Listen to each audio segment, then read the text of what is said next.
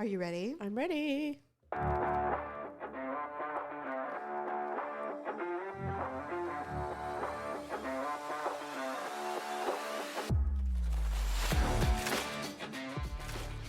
I still love it.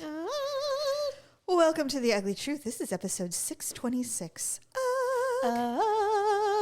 Hello, everyone. Hello. We got a little break so that we could get ourselves ready for the season of school and new jobs and graduations all and kinds of stuff, parties and all the things. Before we start with all of our recap of what we've been doing, I think it's only appropriate to discuss Maui. Oh my God. Because it's oh my gosh. I've never been to Maui. I have not. Wait. I haven't either. But actually, Jerry reminded me that when we went to Oahu last time, that we were talking about we were going to do an impromptu island hop and stay at Maui for a night, just because we had never been there. Sure. And so apparently, this is shocking to me. He did all the research. I let him. I don't even know what that was about. And he had found us a really nice hotel and was right on the beach. And we were going to stay there in Lahaina. And that's the hotel that burned to the ground. Yeah. So we have family friends. They used to be our neighbors. Their daughter, Emily, she has a really great TikTok account called Em and Lenny because she has a little bearded dragon. And it's very popular. Aww. She's gotten a lot of attention. Wow. PetSmart. She's a sweet represent. I mean, it's going very well. How cute. So she had a little rough go of it a year or so ago. She got divorced, etc. So now, because YOLO, which I don't like using that word, but whatever, she spends 6 months a year in Maui working in a coffee shop with friends, and she's just living her best life. Yeah. And then she comes home to Northern California and spends 6 months with her mom and brother and everybody here. And she works here as well. And she has a master's degree in environmental studies. So she's not doing anything. Yeah, but she's not flitting along in life. No, she's quite educated, and she can go back to that whenever she wants. But right now, she's just doing this because it's what she wants to do. Hey, I'm all for it. I wish that I had thought about that. God, me too. I'm not jealous. I'm so happy for her, but I'm like envious in the sense of good for her for taking advantage of her youth and doing what she wants to do. It's so few people are brave enough to do it. Well, or have the, when you're that age, you have the attention span of a gnat. Yeah. Like something can make you sidetrack and you're doing that. Yeah. And it doesn't matter why. She's just making up for time that I think she probably felt she lost before. Anyway, that's amazing. All that being said, she works in a coffee shop in Lahaina. She lives in Lahaina. And was she there for the fire? She was. Oh my God. She's still there. The winds came because it was a hurricane. Yeah. The winds came. It was like 80-mile-per-hour winds blowing down into Lahaina. And so I don't know at what point, but she said, I woke up, went to the coffee shop. We were all there because, they probably open like 4 a.m. anyway. Yeah. Starbucks opens at 5. So. Right. And so we were in there. We were looking at the storm and everything. And then all of a sudden we look out the window and there's black smoke coming down the road. And we're like, what is that? So we realize with emergencies that it's a fire and it's hitting Lahaina. So we all go home. I grab the most valuable things I can in a backpack. We get my car and we go north. Just to get away. Just to get out. And she was lucky because they moved way faster than most people did. Right. And it's because they were awake and up. It's so early. Most people were still sleeping. Right. She's obviously devastated. Of course. Devastated. Did the coffee shop burn down? It's gone. Gone. Everything's gone. And interestingly, she lives in a housing complex, and most of her housing complex is completely burned to the ground, but her little section did not get touched. How weird is that? But there's no plumbing, no electrical, no nothing. Right. So she can't live there. No. And people are already starting to loot. And so it's not safe. She's disgusted. We're all disgusted by this. That's happened though. It happens. In California, it's happened. It happens. At every people fire go we've in had. and they start looting through and saying, oh, is there anything worth anything? No. So it's gone. So not only that, but it's just so horrible because this happened in California. We obviously have a lot. Paradise, the Paradise fire was awful. Like the Tahoe fire we had, was it last year? A couple years or the year ago. before? Yeah, it was big years. and it was in a really popular place. Devastating. Yeah, we all thought South Lake Tahoe was going to burn down, which is huge. And so a lot of people evacuated that didn't end up getting their homes burned down, but they had to be gone. Yeah, you can't be in. And people were going up there and robbing them. Yeah, I'm like, you motherfucker. I'm sorry. That's the awful. lowest. It's a very low blow.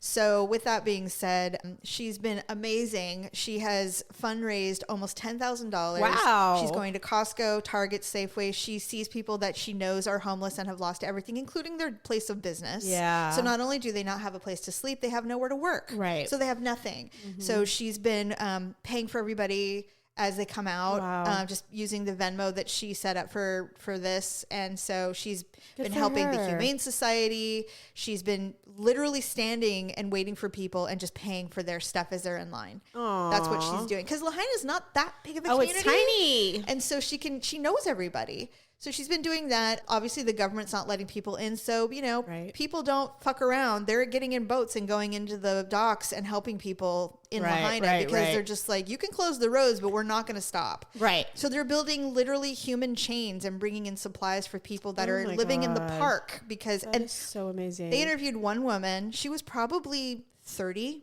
She has a 2-year-old and a 4-month-old, and she has nothing. Literally nothing. Where is she living? The park.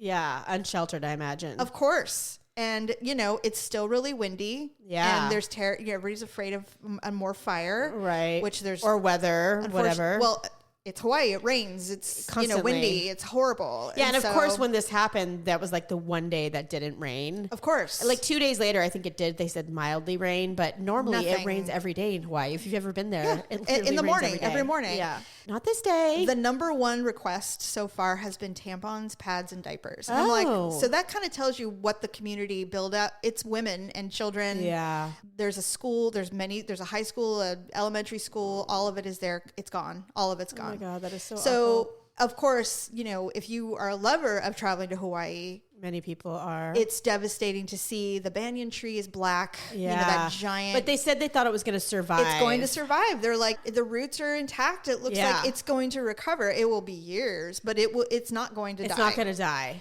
Unless disease hits it. I don't think those things are they're just so resilient. They are. Mother Nature is not. That's why they live for millions of years or however long they live. But and Daryl and I were even talking about it. I said, there are trees on that island that are far older than that tree. Oh, for sure. And I hope everything's okay. Yeah. So with that being said, even though I've never been to Lahaina, I do have a friend who has a home in Lahaina. I believe she said that her home was spared. And they did have a scuba company that went out of Lahaina, or maybe Kaanapali, but I think it was Lahaina. And she only mentioned her home. So I don't know. Obviously their business is nowhere. Right. No one can be there. It's so frightening. I was listening to this guy that was talking, and I need to go back and see what the outcome was, but basically he was one of the ones that had to jump in the ocean to get away from the flames. And he jumped in with his girlfriend. Yes. He was obviously giving the interview, but he's like, I haven't found her yet. So he's like, I hope she's somewhere. And then they go in together? They went in the ocean together, but they got separated. Oh my God. Because the water was so rough. Yeah, because of the weather. And where they went in is not a place you would normally just jump in the ocean. Oh my God. And it's not like we're going onto a beach and just walking in. And there's no service. No cell phones. So I think that was one of the reasons why he was on TV. Is like, if you're out there somewhere, please God, let me know that you're alive. But there's no cell phone service. There's no electricity. There's no way to communicate. Oh my God. Really. And so I'm hoping to God that she is not dead. It's weird because although we have been so incredibly fortunate, we've never had to experience this, but we've seen it literally miles away from us. So close. The Napa fires. This reminded me a lot of the Napa fires. When those Napa fires came down that hill, people couldn't get out in time. No, and this was the same thing in Maui. It was the same exact thing. They were surrounded by walls of flames before they even knew what to do. There was one gentleman who was in the water. He got in the water because he had to get out of his car. Yeah. Because it was coming. It was coming. And he said there were tornadoes of fire. He goes, and the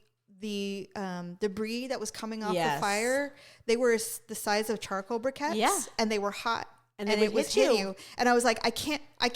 Can you? No. This literally is. Well, and so again, in California, wildfires are our thing. Yes, we do have earthquakes too, but wildfires are actually definitely more. In Northern California, it's fire. Well, Southern California too. Well, we've had massive fires in LA. Yeah, you're right. Our state just burns. You're right. Because it's warm here all the time, yes. and so anyway.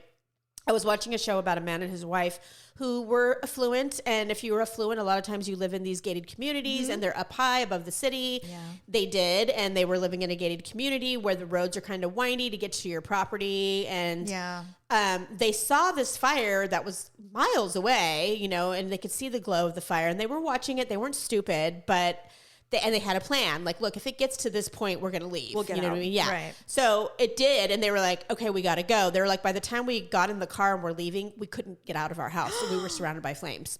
So was this the one where they got in the pool? Yes. Tell me.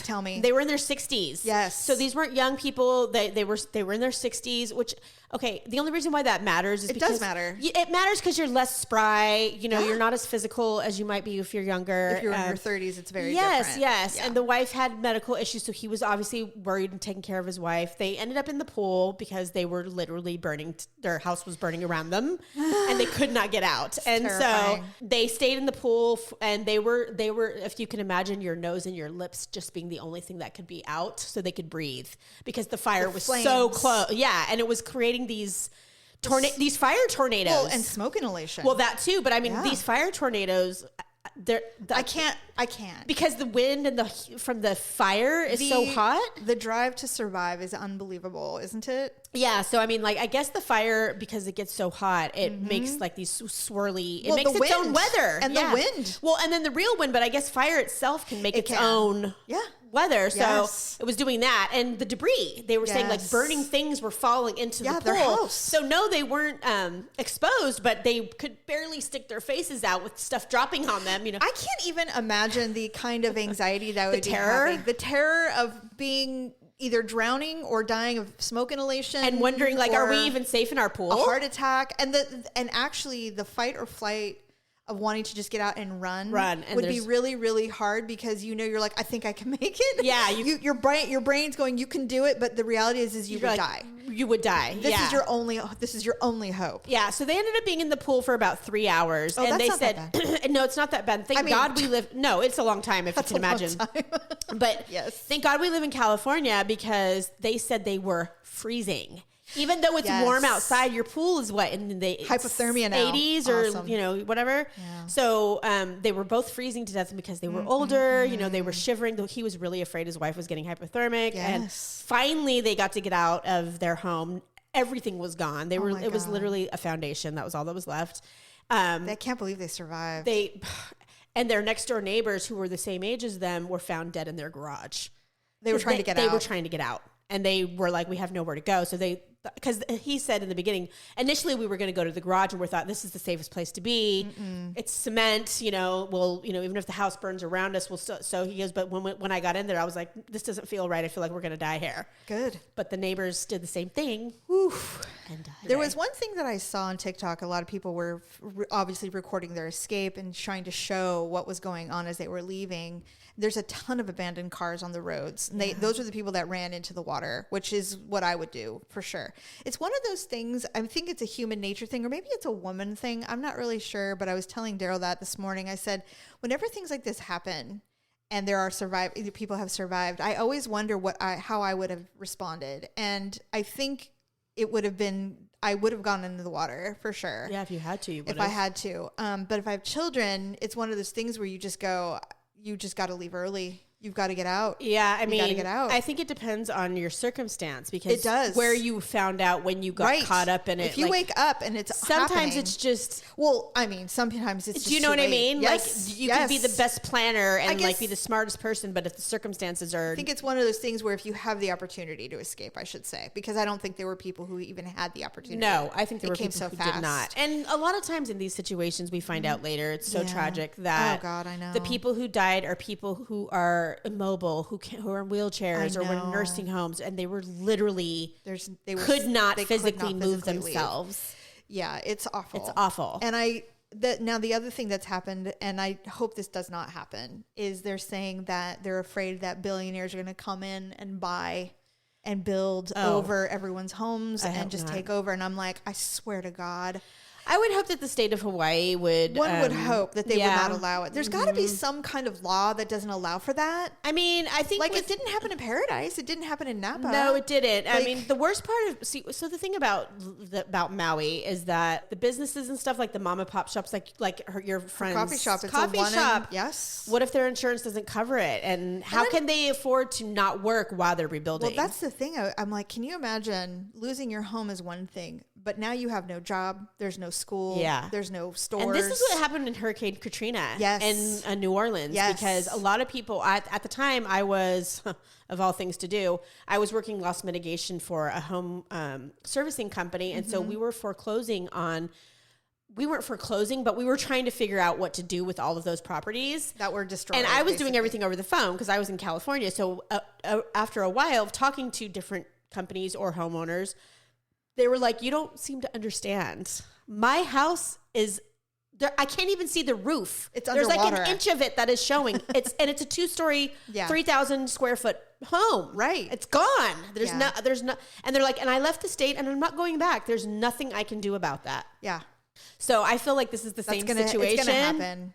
Yeah. Like there's nothing left. I don't know. There's going to be a lot of controversy. There's going to be a lot of heartache. There's going to be so much money has been raised already. Yeah. I'm hoping that. And I hope it actually gets to the people who need it. You know, I saw this one woman, she goes, Maui isn't just a tourist destination. We all live here. This is what we do. This is, our grandparents' homes. They go to school. Totally. We go to Target. Absolutely. We get our Starbucks just like you. Yeah. You know, this is not your vacation destination only. We live here. But the good thing about it being such a worldwide renowned vacation destination is there's a lot of people who have memories there and love it, and I'm like, oh my god, remember when we went to Maui? It was the best thing ever. Or they go there every year and they have for 20 years. Yeah, so I am hoping that sentiment will help people to give and rebuild. I really hope so. And then, I've heard people going, I'm supposed to go to Maui next week. Should I cancel? Should I cancel?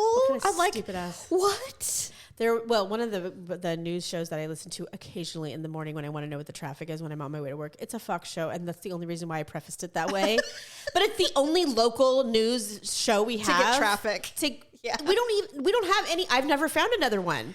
Yeah, is there another news radio program in the morning? Just Capital.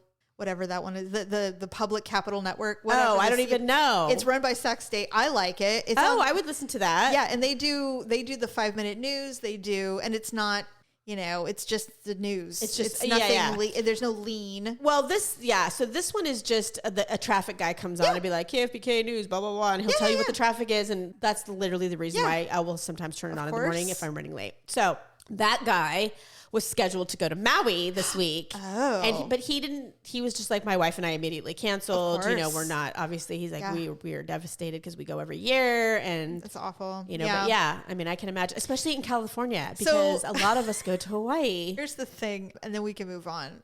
Some bitch. She was at the airport.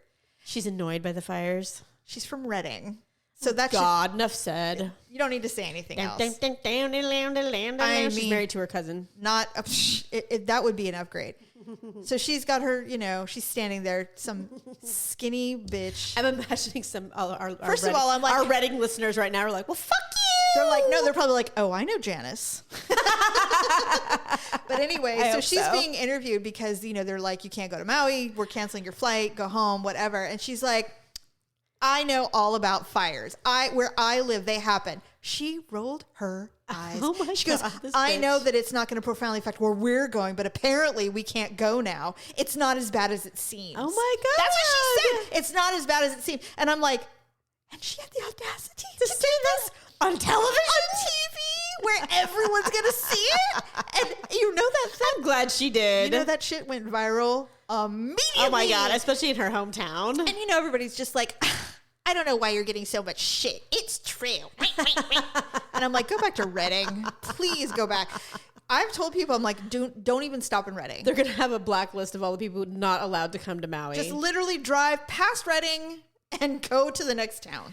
Oregon. Please. That's the next town. Just go, because I've stopped in Redding and it's like, it's horrible. You hear the banjos. You hear it, you don't want to go there. Well, I mean, honestly, you know, when you live in, for me, we like to travel in California. There's so many things you can see and do without having to leave our state. It's true. And if you're broke or you just can't afford a week-long vacation on an island, you know, there's stuff you can do. You can. So I have researched, and we have done Central Coast and LA area so many times, and like San Francisco and stuff, that I'm like, God, what else can we do? I'm like, what's north? I have researched for weeks. You can't find anything? Nothing is north. No, well, besides Tahoe. Oh no, you go west of Lake Tahoe, up above. It's literally like Redding everywhere. You can go to Mendocino. Well, I've been there. Coast, Gualala. I've been there. So have I. It's cold there, though. It's not only that, but it's the.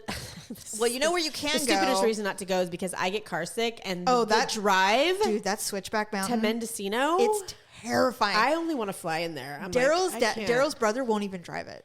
Neither will He's I. terrified of Jerry wants switchbacks. to go back so many times. He's like, let's go back to Mendocino. That was so fun. I'm like, I can't do that drive again. We went to Anderson Valley like 4 or 5 years ago for a wine tasting, and I had to pull over and throw up. I did too. It was disgustingly I was so and car it's sick. so far. It's beautiful, but it takes 5 hours. It takes forever. And you're like, I'm not leaving. I'm staying There's here. There's nowhere to pull over. I'm staying here for a week. And everything's a 400-foot cliff drop from to the right of your car. I have never been that car sick in my life. I hated it. I couldn't believe it. I was like, please, can we just stay here for like a month? It's beautiful. It's stunning. It's stunning. But that's why. But if you live in California and you do the coast thing, yes, it looks like everywhere else. Dude, I can barely get through Mount Tamalpais to get to I don't even know what that is. Beach. In the Bay Area. It's so hard. Yeah. It's all foresty and it's beautiful, but the roads are like squiggles. It's terrible. It's awful. Because in California, we don't want to ruin anything with our roads, which I agree. But if you want to go somewhere, then this is what you must endure. Just be prepared. Go on an empty stomach. That's all I can say. Don't have to pee. Nothing. No. Just gut it and go. It's awful. Stop in Marin County and then don't stop. That's why we have these communities of private pilots. Yes. They take their little Cessna 170s and they fly into these little tiny, and I'm like, that is the way to go. It's the only way to do it. Granted, you read about a pilot dying every weekend. Occasionally. It happens all the time. It's not that bad. Jerry's like, he must have been doing something stupid. I'm like, because you've never done anything stupid. In your life. And you wouldn't kill me and Jeff in one of those. I know it. I don't know. I'm not sure I could do the Cessna thing. I'd probably do helicopter over Cessna, but helicopters crash too. Oh, Jerry's terrified of helicopters. Really? Yeah. He'll fly a kite. Will you do sit on top of it? Would he do a hot air balloon? He has done hot air balloon. Did he hate it? In his prior marriage. He said he liked it, but it wasn't something he needed to do 100 times. I don't need to do it again, but I really enjoyed it. Yeah. And I was surprised because I think what it is after a certain height, I go, you know what? If I die, I die. Like after a while. That seems to me like a thing where they should get everybody parachutes. Because you could actually give everybody parachutes. I think the thing that kills people on hot air balloons is running into power lines. That too. There's so many things. I don't want to be electrocuted. Oh my God, that would be the worst. That'd be the worst. Well, I also don't want to free fall from 400 feet up or however high you go. You'd have a heart attack before you hit the ground. And if you didn't. You hope. Well, knowing me, I'd be like, I can do this. I can survive it. Start flapping your arms. Yes. I'm flying. That was my dream. That would absolutely. Get a sheet, use your hoodie, try to make a little air pocket. We'd be together and be like, think we can do it? Like, let's just jump in the air right when it hits the ground. No, we'll jump as high as we can. It'll hit the ground and then we'll just land. Maybe we'll just break our legs, which I don't want to do. I'd rather die personally than break my legs. I don't want to be a paraplegic. Oh my God. Land on your stomach and die. Oh God. Anyway, okay, so the first week of school literally everybody's back in school already. Yeah. I can't. It's so funny, and this is because I'm old. Where I go, God, do you remember when we used to go back to school in September? Yeah. We'd go after Labor Day weekend, and then you'd start on Tuesday. Yes. And there was no half days. Tuesday, begin. All day school. 8 to 3. Yep. Walk home. Like, there was no. Yeah, we just hit the ground running. Yes, exactly. So I was telling Daryl about that. I was telling somebody else. I think it was at the grad party. And I said, yeah, I go school starting for Jeff and all these little children that were at the party. Yeah, and I said, God, I remember it starting in Labor Day, but we were in Sacramento, and so it was still 100.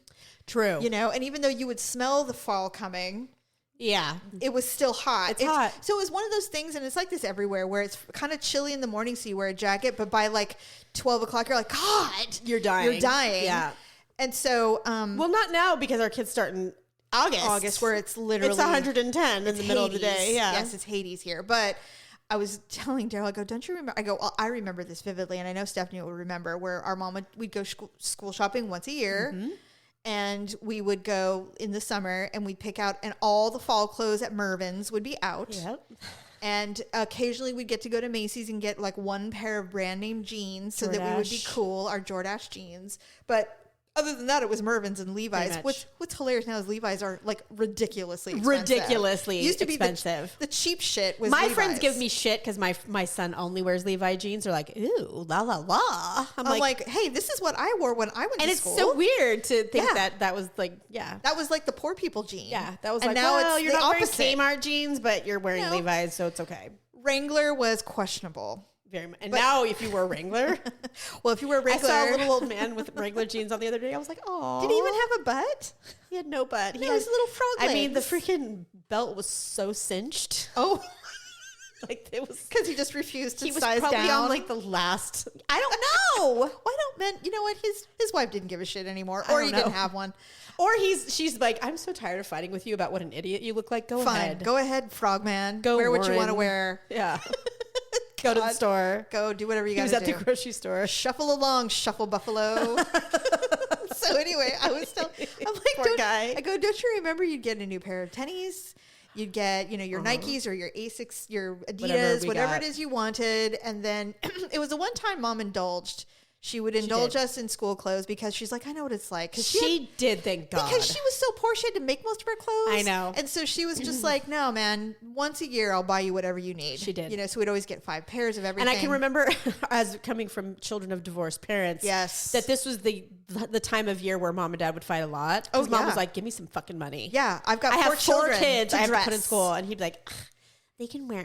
Dad was a dick about shit like that. You know what? I never understood that. It's so stupid. She'd get money out of him. It's probably why you and I are like, whatever you want, baby. You can have whatever you need to wear. I wish my son. Yeah. The thing is, you know what though? You've broken the generational curse of struggling or him worrying about what he's going to look like. Exactly. Because we did. Exactly. It was terrifying. Will say, it's the one thing our mom was always fairly good about. She was. Now, when we got older, she was a little less indulgent. She wanted us to buy our own shit. Like by the time we were like 14. I know. Buy your own rags and tampons. I had to. I'm like, I'm 14. It's like, we can't work yet. We got to go to school. God. But anyway, when we were younger in grade school, she was very indulgent with us. And then I was saying, don't you remember getting your new shoes and really believing that you would run fast? And I said, I remember, I think it was 5th grade, maybe 6th grade, where I was so excited about this one Angora sweater my mom let me buy. I actually remember that. I wore it to school the first day of school. Was it white? Yes. Yeah, I remember. White Angora sweater with my Jordache jeans, and I thought I was the shit. You were the shit, though. You look so cute. Yeah, except it was 100. Yeah. You were like, I don't care. I'm wearing it. Yeah, don't I look great? But you know what? I wasn't even alone. Sell such a thing anymore, do they? I wasn't alone. Everybody was wearing sweaters because they were like, these are my new clothes. Right. You had to wear them. Yeah. Oh my God. I can just remember agonizing over what we were going to wear the first day. Oh my God. It was such a big deal. Yeah, it was such a big deal.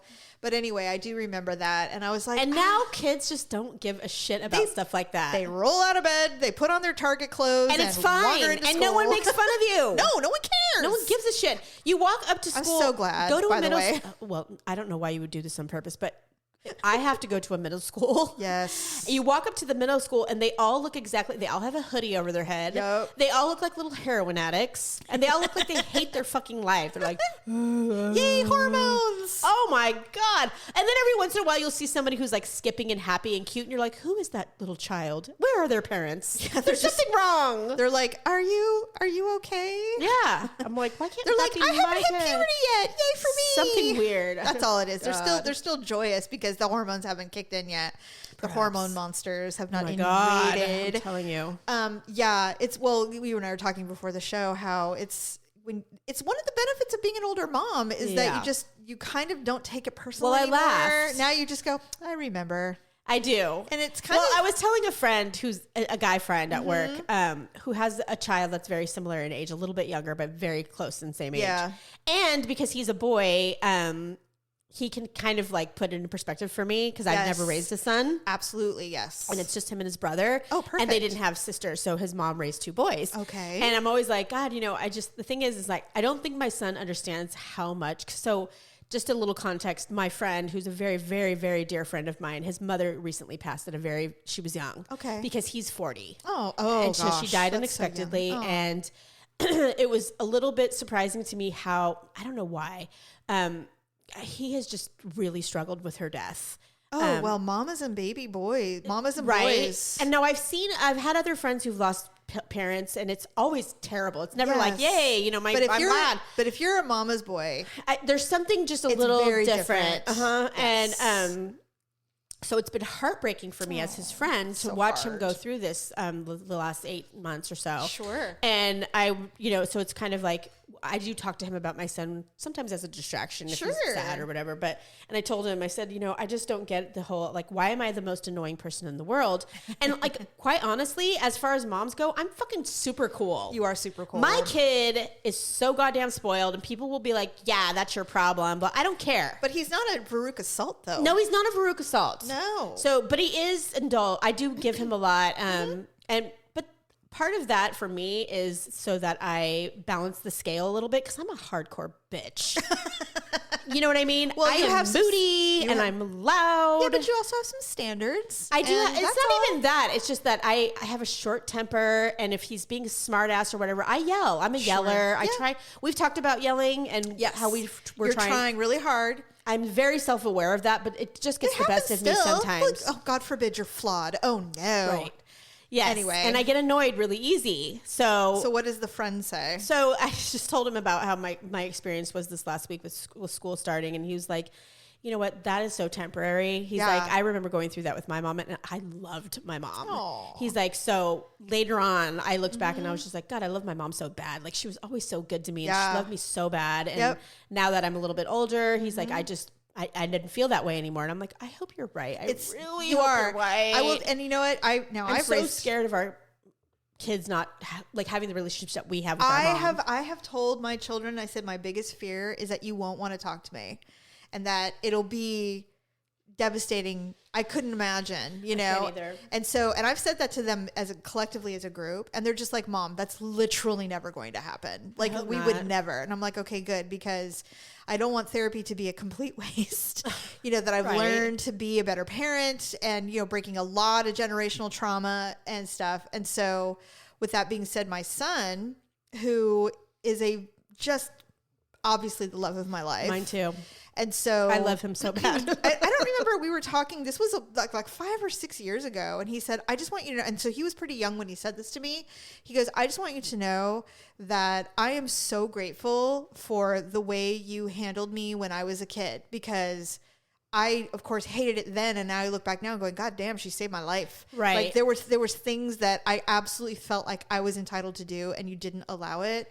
And he's like, and I'm really grateful. I'm like, I can't believe what I'm hearing right now. It's got to be so Is this satisfying. what a healthy relationship looks like? Yeah. I have never seen this. I mean, I think each child is so different too. Oh, yeah. And their perception is so different. And, one of the things I'll say about coming from being a divorced, so me and my ex-husband and my daughter, that relationship is not the same as I think the relationship with my son and his dad now. Yeah. And I can't change that as much as I wish I could. I can't. No, but you can be better. I can be better, and I am being better. But it doesn't make the heartbreak less of the lessons that I had to learn with my daughter. Yes. And the relationship that her and I have as a result. Sure. We love each other, and I have no doubt about that. Yes. But there's a lot of distance between us, physical distance. Yes. And that girl has been a daddy's girl since the day she spit out of my vagina. I mean, sometimes that's just the way it is, right? Now, if we were married, I wouldn't give a shit, because I'd have the best of both worlds. It's true. But since we're divorced, and he happens to live in fucking Siberia,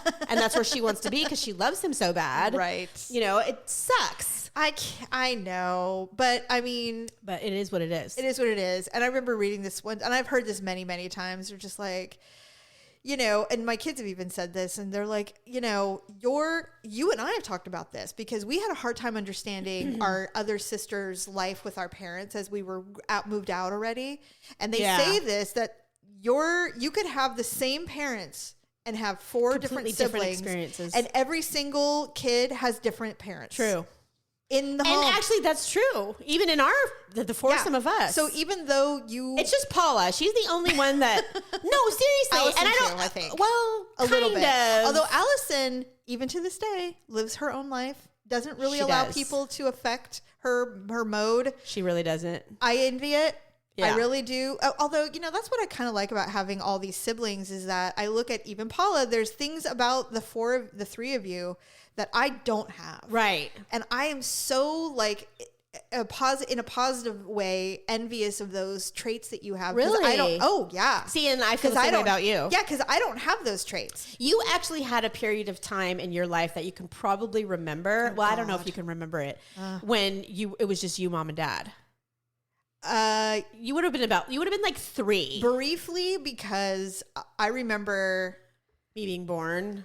No, I don't remember being born. No, me, not you. Oh, no. God, Jesus. Yes, I remember escaping the womb. No. Briefly. I do briefly. I know, and most little windows of flickers flashes of photos. But yeah, I do remember. And it wasn't, although, our parents were really, really young. They were like Kenzie's age. They were very young. They were in their I think mom was 24 when she had me. She was 20 when she had me. And so 23. Okay, so she was 23. Yeah. 22, 23. Malia is 23. I can't imagine. Can you imagine having 2 kids at 23? God, no, but that was very normal back then. It was. You're right. It was normal. But anyway, with all that being said, I do remember that it was very different. At least when you were in kindergarten and first grade, yes. I was a baby. Yes. So you probably at least remember that. I do remember that. And versus me, and I kind of don't start remembering until it was almost like all of us. Isn't that crazy? Yeah. But you have a really weird memory. I do have a weird memory. It's unusual. I know. And it's good, but because it is good. But at the same time, I don't know a lot of people who can remember when they were 3. I do. But you do. Our TV was in the closet for some reason. I don't know what that was about, but in. Did it run in there though? Yeah. Or was it just in there? No, it was in there. Was that at our house in like the Santa Clara area? Yeah. Oh God, why? Well, that's weird. I don't know.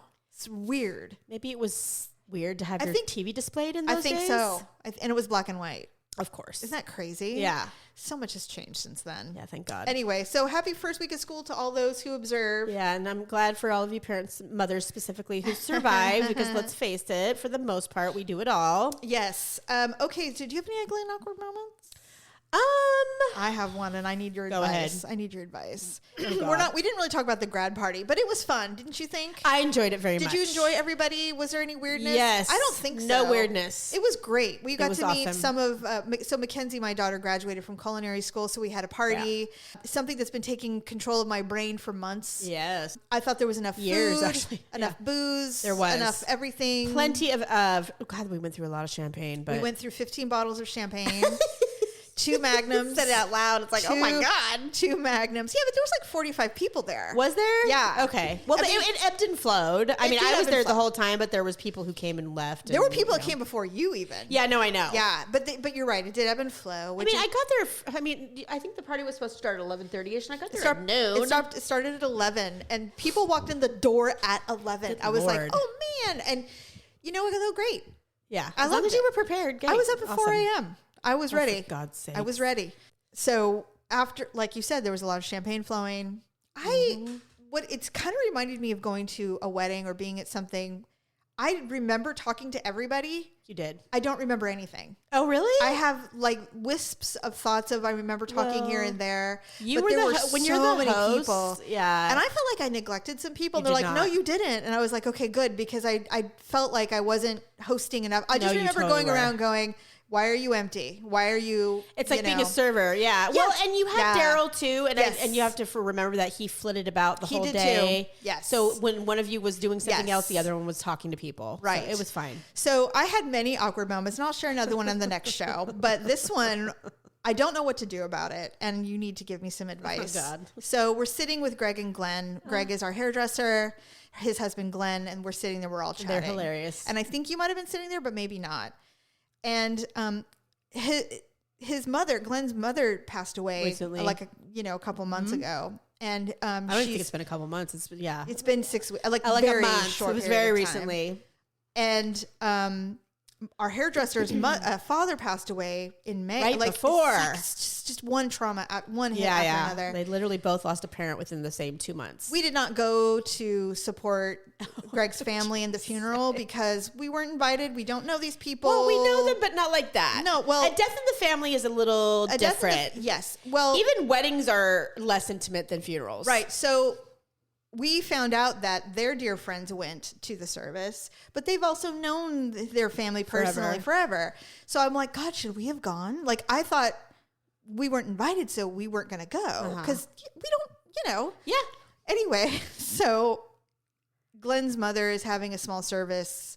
She's being buried with her father, with her husband, and it's at a beautiful VA. Yes, where our grandfather is buried. So we're very familiar with it. Yes, and it's a beautiful place. It's gorgeous. Very, very pretty. So my dumbass goes, I was there. I invited myself to the funeral, Stephanie. It was so funny. I was observing that one. I'm like, I'm like, what am I doing? And they're just like, of course you can come. And I'm like, what are they going to do? Say no? And then afterwards, that night, I go, why did I do that?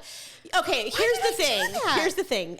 I was there. Thank you. So everybody. It was so awkward, Stephanie. Because what are they going to do? Go, no, you cannot go. And I'm like, here's the way I looked at it. You were trying to give a very heartfelt sentiment. Yes. I was like, look, I'm so sorry this happened to you. And I just want you to know how much I care about you. I want to support you. And I want to support you. And does that mean going or not? I don't know. Something to that. Yeah, that's the way I took it. Okay, it was not like, this is going to be a bash I can't miss. I need to be there. And I will be the life of the party, yo. I'm bringing the flowers. No. It's going to be a great time. It wasn't like that. So I think that if had it been me, I would have taken it that way. Okay, well, then they're not going to be heartbroken when I don't arrive. Absolutely not. I would send an extremely nice bunch of flowers or do something. I'm going to do something, but it's not going to be and my presence is not required. Right. Stephanie, I want to die. Don't.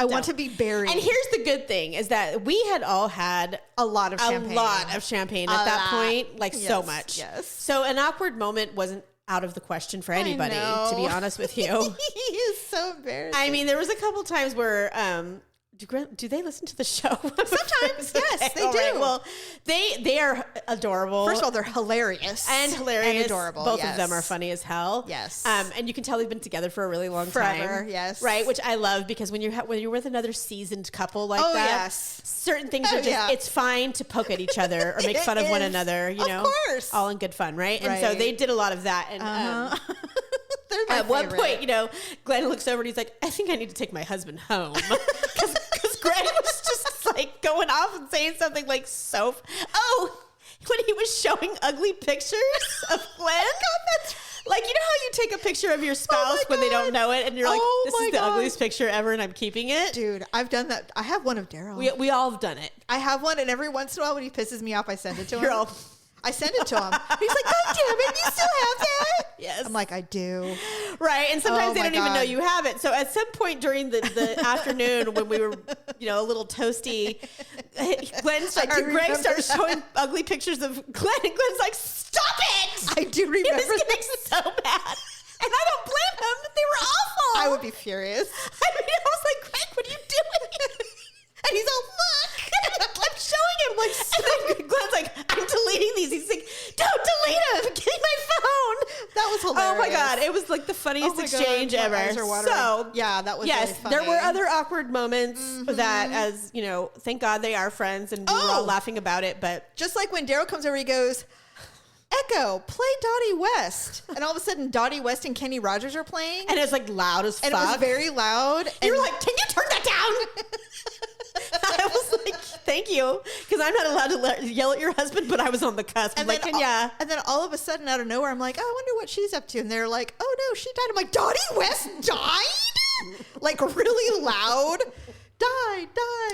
Oh my God. Through the house. That always happens to me. Oh my God, that was I say something funny. extraordinarily loud right at a quiet moment. Oh, Jesus when it's been Christ. loud the whole time, and except for when I speak. Yes. Anyway, it was a fun party, and we did have fun. That was one of my awkward moments. No awkward moments at the nude gig. Nothing. God, you know what? By the way, is the female security guard being nice to you now? Yeah, she keeps bringing me feathers for my cat. Feathers. Well, so we had an exchange, a mutual cat lover exchange, where she was walking by my desk and she had something unusual in her hand, and I was like, "What is that?" And I kind of grabbed her as she was walking by, and she's like, "Oh, it's a feather. I take them. You know, if I find them in the wild, I'll bring them home to my cat." And they're like, "It's favorite thing ever." And I've been doing that for years. Yeah. I've always done that. I didn't know that. And there's something about certain cats who, if you get a feather from the wild, it smells really birdy. And they love it? They love it. Oh. And they'll play with it and they'll do all kinds of weird stuff with it until it doesn't smell like fresh bird anymore. Do you wash them? No. Oh, you just give it to them feral? I know what you're thinking. Because our mother used to say that bird feathers had diseases. Yeah, they don't? No. Okay. Well, I don't know. No, but I believed that for a long time too until I got older. And then I was like, no, they really don't. Okay. So anyway, yes. So when she said it, I laughed and I was like, my cat loves a fresh feather too. I'm like, free toys. You don't even have to buy them any of the shit that's in the store. So she's been bringing you So feathers. now she's been bringing me like a feather a day. Oh, this is interesting. Yeah. I can't wait to see But how she's this all pans hilarious. out. Yeah, she's super sweet and funny, and I really like her. So Stripes was a short-lived nickname, or did she still call you Stripes? That was one day. It was like my first day or second day. Maybe she was hazing you a little. She wasn't. And the more I get to know her, Probably the more to I'm like, see- she's just got a kind of a snarky, Good. I love it. sarcastic. I like people sense like of that. humor. Her and I will be fine. I can't wait. I'm glad to Yeah. hear about her. Okay. All right. Well, thank you for listening, and we will be back next week with another show. Bye.